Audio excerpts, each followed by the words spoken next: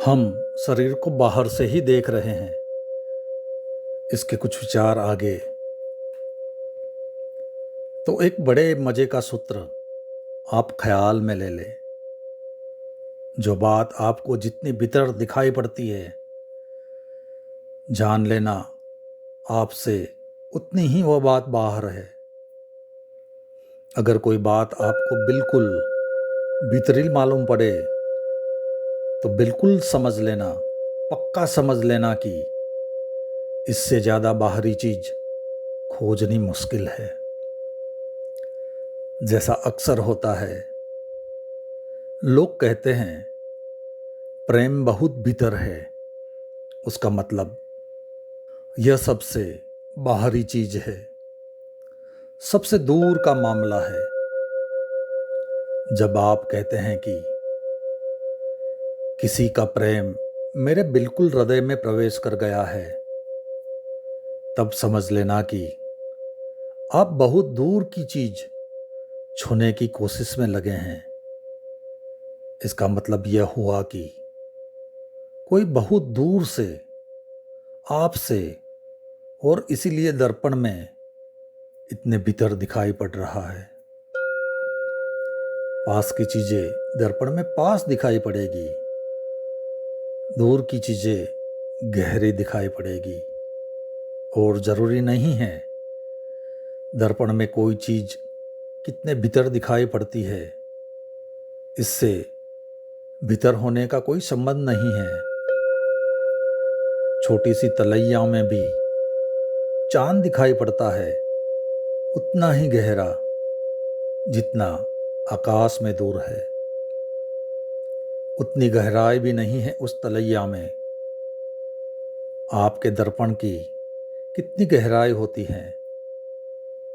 दर्पण को रख दे नीचे जमीन पर, उसमें भी वही तलैया वाला चांद दिखाई पड़ेगा, उतनी ही गहराई में जितना चांद दूर है। बाहर के प्रतिबिंब कितने ही भीतर चले जाएं, भीतर नहीं जाते। भीतर कुछ गया ही नहीं है, कभी जा भी नहीं सकता। मालूम पड़ता है क्योंकि भीतर एक दर्पण है। चैतन्य एक दर्पण है, बिल्कुल शुद्धतम दर्पण है। इतना शुद्धतम है क्योंकि कांच कितना ही शुद्धतम हो तो भी कांच तो होता ही है, उतना पदार्थ तो होता ही है। लेकिन शुद्धतम चैतन्य, अगर हम कभी वायु का दर्पण बना पाएं तो वह भी इतना शुद्धतम नहीं होगा जितना चैतन्य का दर्पण शुद्धतम होगा। अगर हम वायु का दर्पण बना पाएं और उसमें कोई चीज प्रतिबिंब हो सके तो हम बराबर प्रतिबिंब को खोजने निकल जाएंगे। दर्पण कोई बाधा भी नहीं देगा क्योंकि वायु का दर्पण है, आर पार चले जाएंगे।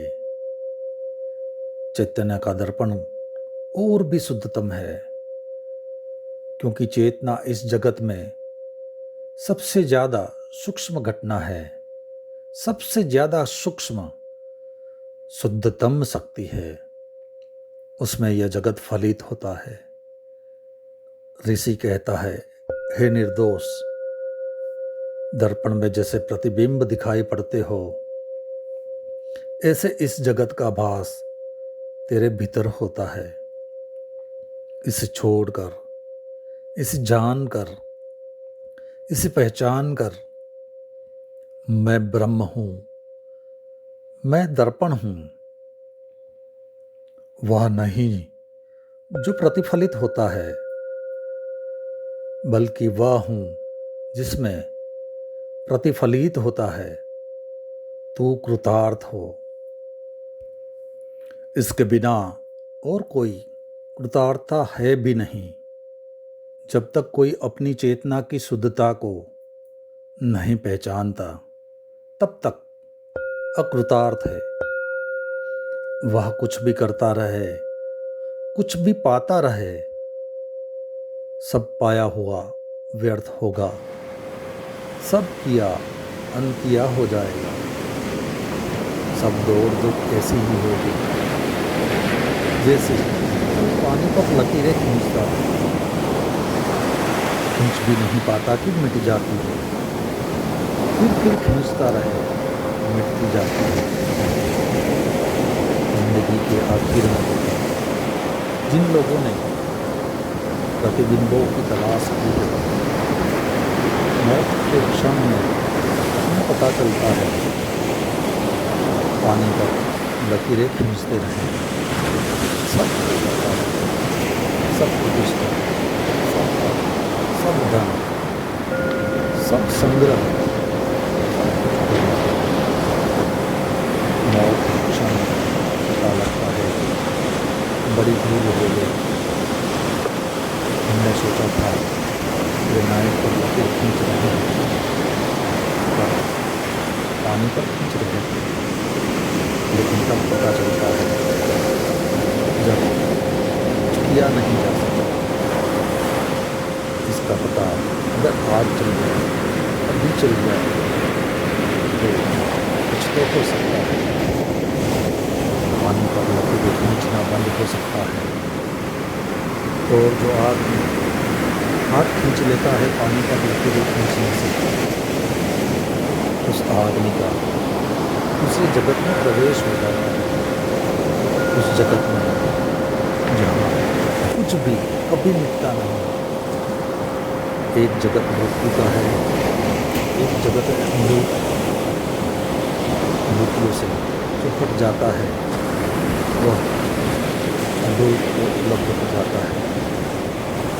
अब हम शरीर को बाहर से ही जानते हैं कि सारे अध्याय यहाँ समाप्त होते हैं। धन्यवाद।